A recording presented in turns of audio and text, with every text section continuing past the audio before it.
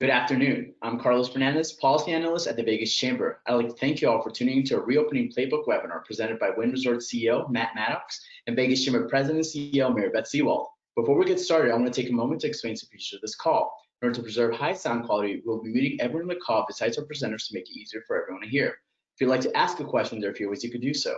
If you're joining this call on the web or through the mobile app, you can ask a question by using the chat face on the interface. We will ask you a question on your behalf. You can also ask a question by clicking the hand raise button on the interface. We'll call your name and unmute your line so you can ask your question. Once you have asked your question, we'll re-mute your line so that everyone on the call can hear the answer. In order to observe time, we ask that you please keep questions brief, and we'll be taking all questions at the end of the call. Now, please welcome the Vegas Chamber President and CEO, Beth Sewald. Thank you so much, Carlos, and thank you everybody for joining us today on this very special Vegas Chamber event featuring Wynn Resorts CEO, Mr. Matt Maddox, who, by the way, announced this very morning, I think, that they'll be the first to bring back the buffet. So that's some very exciting news. I'm sure we'll get to that in just a minute.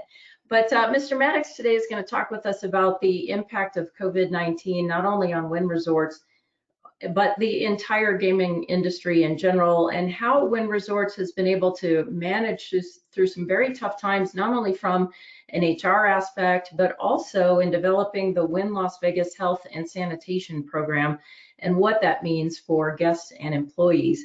Before I get to the official introduction of our distinguished guest today, I'd like to highlight a couple of chamber programs. We're really excited today to be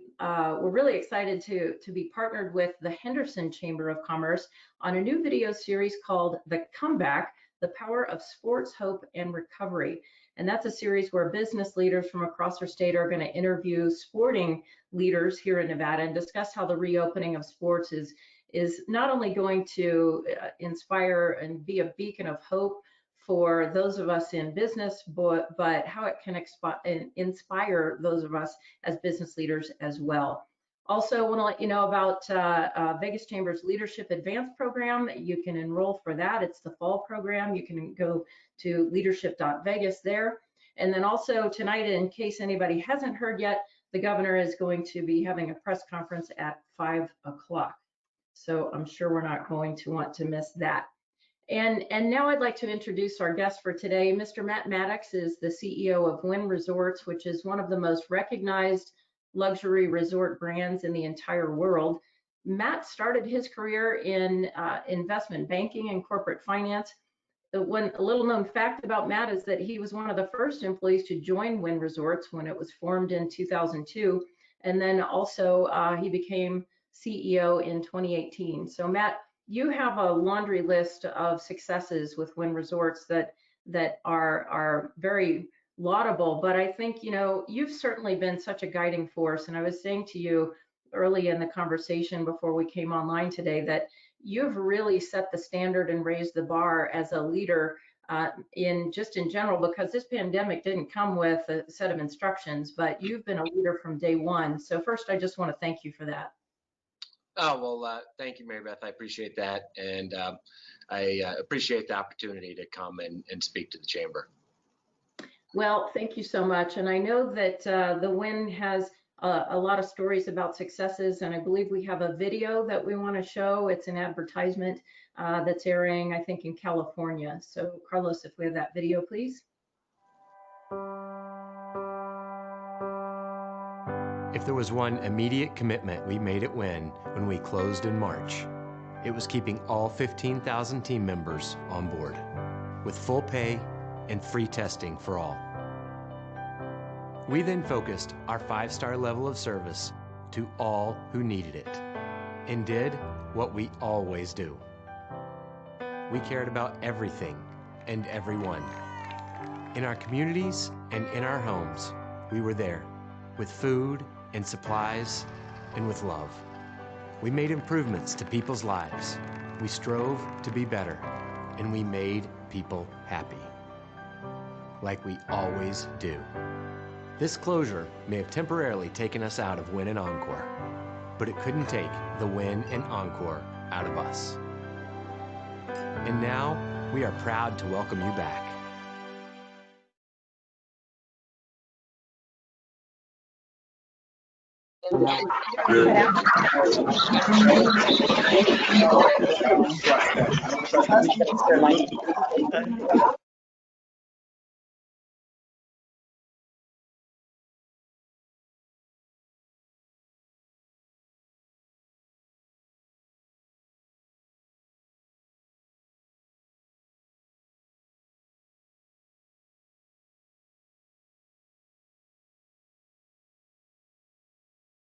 Apologize. There we go. There we go. Okay. Okay. Sorry about that, but we were so happy to have been able to show your video. So you did an outstanding job on that. And Matt, you know, you've just emerged immediately from the get-go as a leader in this pandemic and what's been happening. Can you talk to us a little bit about how you got ahead of the curve and what prompted you to have the knowledge that you had in starting this in Las Vegas? Sure. I think one of the advantages that that I had was a large portion of our business is in Macau, which is right outside of Hong Kong, connected to China. And when COVID broke out, there was a real sense of fear in Macau. And I lived in Macau in 2002 and 2003 through SARS. So I had been in China when you had to wear a mask everywhere. The fatality rate on SARS was quite high. And so I understood by living there during that time what it felt like to be in that situation. And what was noticeably different in mid-January, where our 15,000 team members in Macau and our executives were significantly more terrified than they were with SARS. And so for me, that was a signal that this is different. I didn't know if it was coming to the United States, but just the fear of our people in China made me realize I've got to get ahead of this thing. So we, or at least try to learn about it. So we went out in January, which back then no one in the United States was really thinking about COVID, and hired the director of global health security and pandemic research for Georgetown University and 2 infectious disease fellows from Johns Hopkins, and began a path of learning and education. And in the event this comes to the United States, what should we do and how should we do it? So I think, you know, part of having so much of your operations in China and then realizing living through SARS, the impact that it could have, allowed us to hire the resources, really the best in the country. You know, Dr. Katz, who runs Georgetown's program, who works with us, she was also hired by the Pope to help them figure out the Catholic Church and the Vatican. And she was hired by Major League Baseball. So she only has a few clients, but we went out and found the best. And having experts on board to begin to then talk to the business leaders in Nevada, the government officials, and you know, each week I would host a call with all the chief medical officers in town and with various officials, private call, and have the COVID Act Now people on, have the Georgetown folks on. I'd bring in Massachusetts General Hospital sometimes and just share what was going on around the world. Here's what we're seeing in Finland. Here's what we're seeing in Denmark. Here's what we're seeing in Italy. And just get as much of the best data and information out there to help people make informed decisions, because this was hard and there was no playbook. So I guess what I'd say is living it earlier than people did in the United States, and then hiring the smartest people in advance, some of the smartest people, really helped us move forward. And is that group what led to or laid the groundwork for your health and sanitization plan? It is. So they actually, Dr. Katz, who runs global health security, and her team from Georgetown, and the 2 infectious disease fellows from Johns Hopkins, reviewed every week our health and sanitization plan. And the reason we were early with that was after we closed in mid-March, what I became very frustrated with, back, if people can remember back in these times, there were 2 camps and 2 camps only. One is, this is fake, reopen. And the other is, we're all going to die, stay closed forever. So you had the CNN, you know, Chris Cuomo has it, New York's exploding, super sad. And then you had some other people saying, none of this is real. And so what I knew, based on our China experience, is that neither of those are true. And that the only way out of this is to be really thoughtful and follow the science. So we went out and developed benchmarks with this group to then present to the state in terms of disease growth combined with mortality rates. So it's not just number of new cases. ICU and ventilator headroom capacity, meaning you need to be able to take at least a 2x surge in your ICUs in the event another wave comes, and then testing positivity rate, which is you need to be under 5% roughly, or under 6%. The amount of people tested need to be under 6%. That means you have widespread testing. So let's get these benchmarks in place and measure them. And then here's how we could reopen. So I think it was April 17th or 19th, I wrote an op-ed about that exactly. This isn't one or the other. We need to follow the data, set clear benchmarks, be transparent, measure it every 2 weeks, and then when it's time, here's a plan how we can reopen. So that op-ed was published, and I thought, well, let's put our 23-page plan out there for the world to see, because no one had done it yet. Cushman and Wakefield out of New York had sort of tried on the office side, and they actually did a really good job later.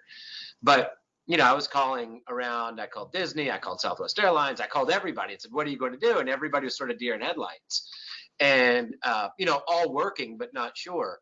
So my thought internally was, well, let's do the absolute best job that we can, department by department, and put it out for the world for everyone to scrutinize. And maybe it can be a handrail for other people to use, that it can actually help. My thought was maybe it can help us move forward faster if we can start a conversation and put something out that other people find useful. And I actually think that was the case. The amount of industries and people that ended up calling and wanting to go through it were every airline, amusement park, all the large retailers. So it became this, any business that was in the business of mass gatherings, we were talking to and sharing best practices. So that was the idea. Be transparent, get it out there and learn. And I think it was the right thing to do. Well, and as part of that, I know you were an early adopter of the idea of keeping your employees paid, even though the property was closed. How did that come about, and how does that play into the future of the Wynn? Sure. So everybody in Las Vegas knows that our company has been through some ups and downs. But the one thing that we were always firm believers of, only people make people happy. It's not the chandeliers, it's not the brass, it's not the carpets, it's not the fancy fountains.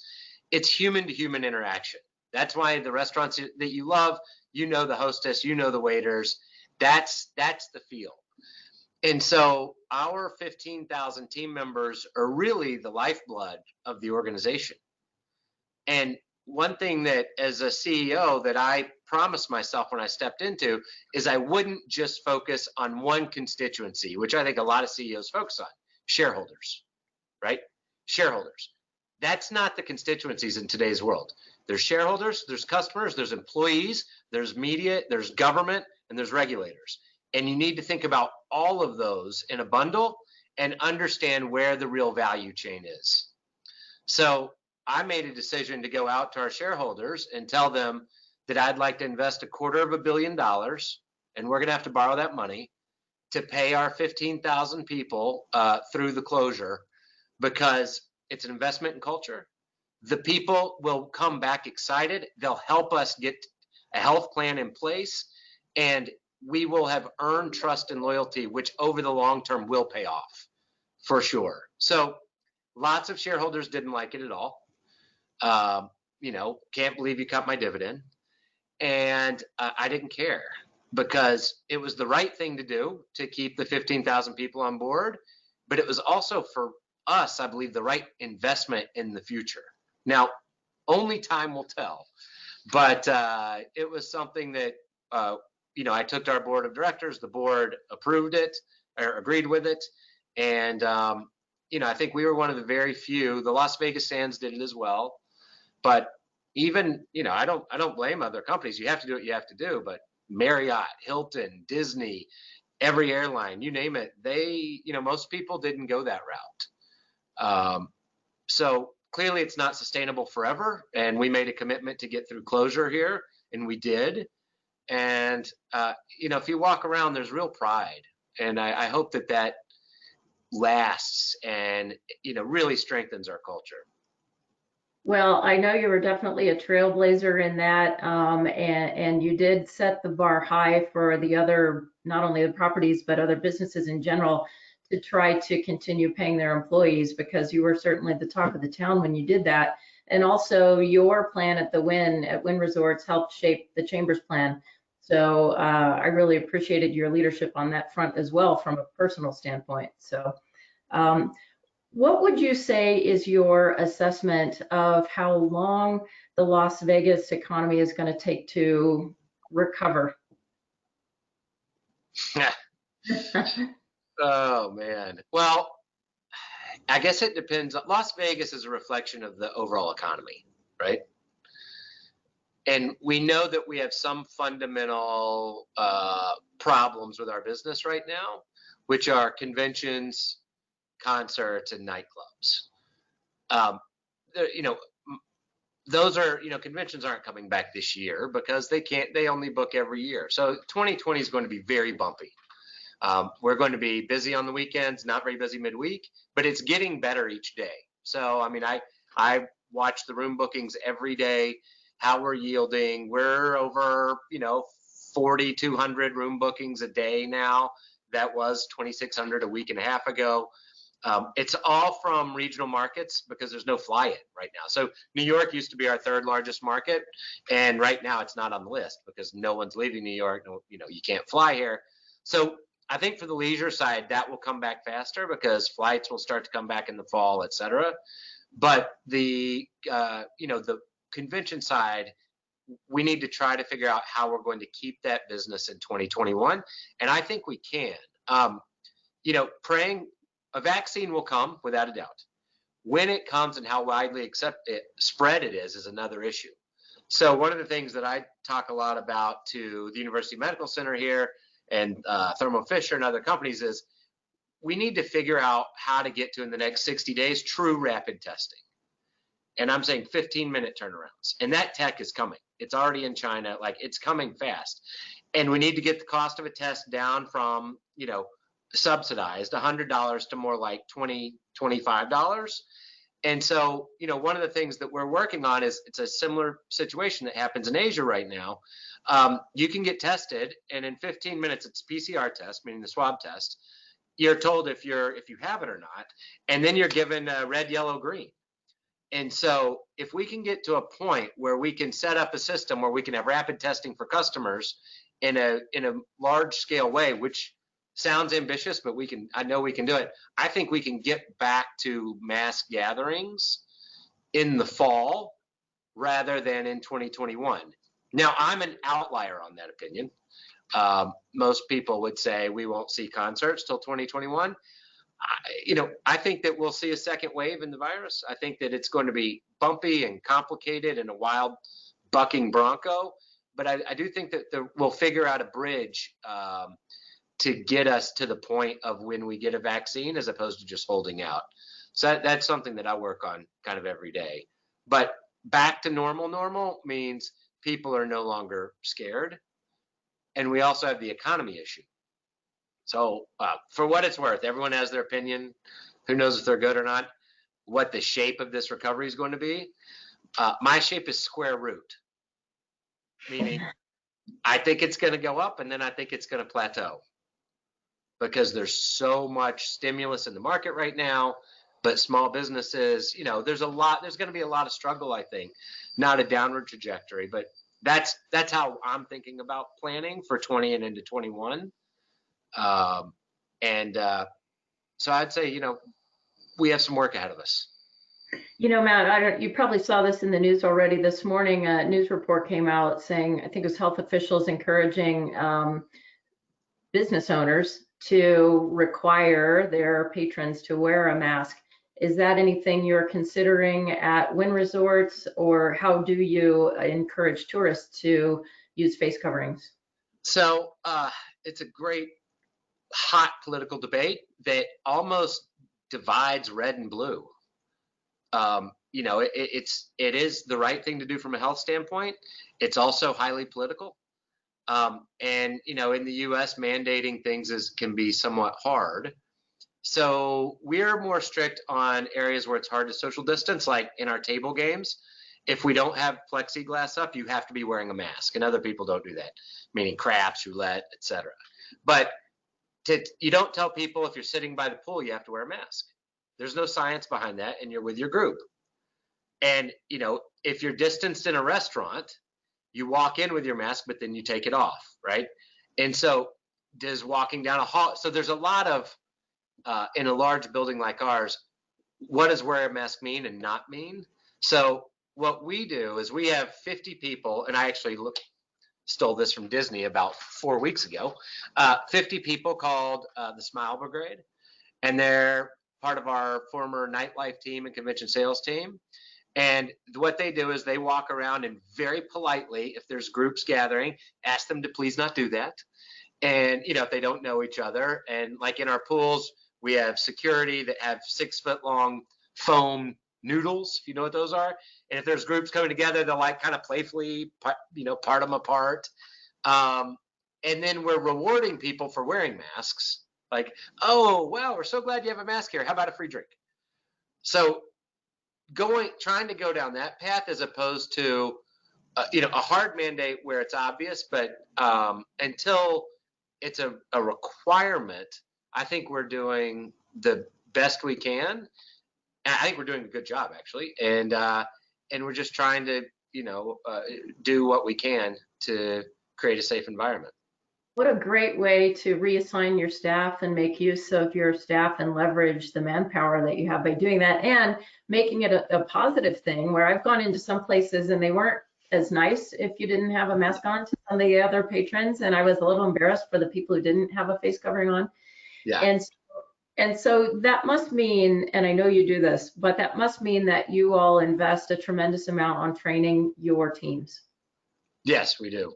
So, you know, and we've been able to really, I would say, reopening under these new sanitization programs required a lot more training, and our service is not as good as it once was. Because when you're having to wipe down after every check-in and wipe down things are just slower.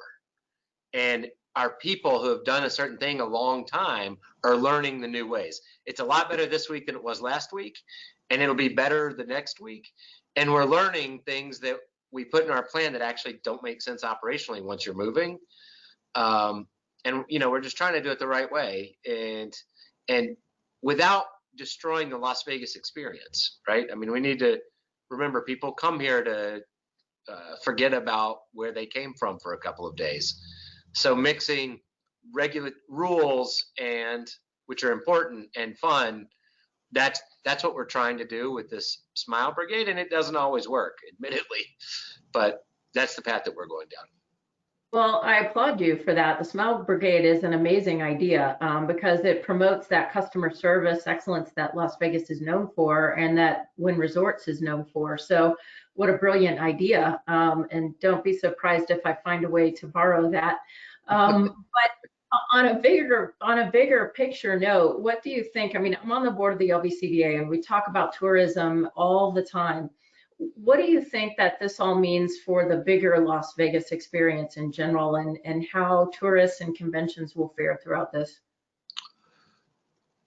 Again, one thing that I tell my team internally, this is not a new normal. There's no such thing as new normal. For 150,000 years, roughly, since, you know, early humans were really congregating in groups, the way that we've been able to expand and be prosperous is by mass gathering. It's what we do well, right? We're a species that needs to be together. We want to be together, even though it might not feel like it right now. So this is just a bridge back to the old normal. Some of the trends that we're accelerating, like, you know, like what we're doing now, online shopping, retail shopping, that is all, I think we accelerated probably 5 years. But I believe that once we're past the fear, call it 9 to 12 months, whatever that is, that Las Vegas will be something that people are seeking out. Because one thing that I think quarantine taught a lot of us is experience matters. Like, I really want to go have fun. I want to go do something. And so I think that the shows will be bigger and better. Conventions will be back. There is no new normal. There's just a bridge back to the way we used to do things, but there'll be more technology inside of it. So I think it's important for Las Vegas to not lose its soul during this time, right? To remember who we are and to be realizing people are going to want to come back here and have a great time. We just have to build a bridge to get there. I think that's a great point. Remember what our soul is, but I think things are going to be even bigger and better once we get through this. I agree. We're getting there now. I agree. I mean, and if you look at how we've established ourselves as a city with sports now,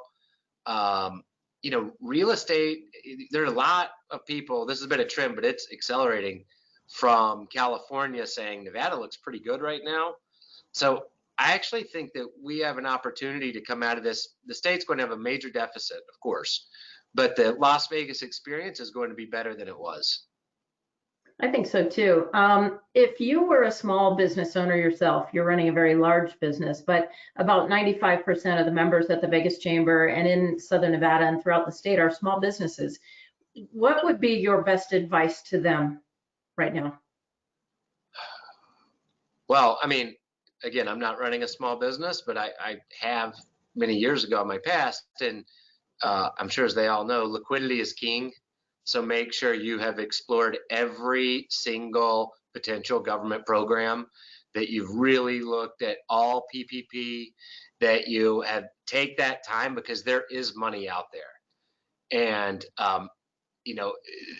get it if you can, because, liquidity is important, and just try to, hold on. And also in terms of obligations, I think that even if landlords are being tough, there's lots of room there on the commercial side in terms of rent forbearance or deferment. So preserve liquidity and get ready for hopefully continued slower growth throughout this year. Okay, I know I have only about 2 minutes left with you, so I appreciate your time. But my last question is, during this pandemic, even though the Wynn and Encore have been closed to the public, you've still really gone out of your way to be huge community supporters, partners with food banks, local first responders, nonprofits.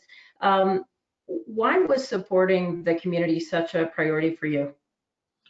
For the last couple of years, we talk about our value system, and it's always easy to talk, but it's another thing to act. And one of the things that I do when I'm addressing our employees is I always say, our focus at Wynn is we're going to invest in you through ongoing training, and career investment. We're going to invest in your families, because that means your life will be more full. We want to do everything we can, and we're going to invest in our communities, because that's what we're supposed to do. And people in today's world want to feel like they're with a community, they're with a company that does those things, because it is important. And so, again, that's just my belief of, when you think about your constituents, it's not just your shareholders or your bottom line anymore. You have to make sure that's there, otherwise it won't work. But your communities and community support is as important as, making sure your employees are in good shape. And so really just balancing all those things when you can, I think creates for a better experience overall. Well, Matt, you're a class act, and I can't tell you what your leadership means to us at the Vegas Chamber and to our members and to all of your employees and to the entire community. So with that, we're going to end right on time, smack on the nose at 2:30. So we appreciate you being a proud chamber member as well. So you hosted us at Preview Las Vegas this last year, and we plan to be back next year as well. So thanks again for your leadership and for all you do for us. Thanks. And same to you, Mary Beth. You've done an outstanding job there. And I look forward to seeing you again soon. Thank you again. All right, that's it for today. Thanks, everybody. Have a great day. Bye-bye.